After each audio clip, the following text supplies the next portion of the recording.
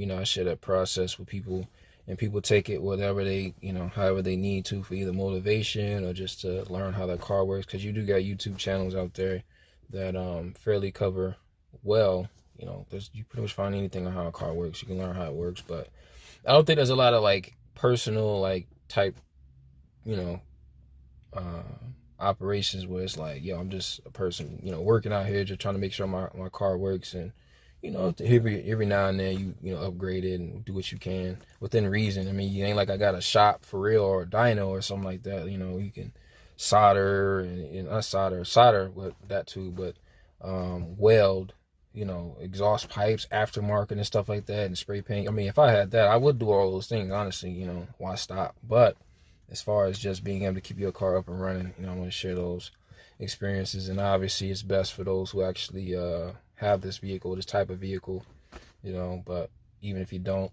some of these principles can actually extend over that way. So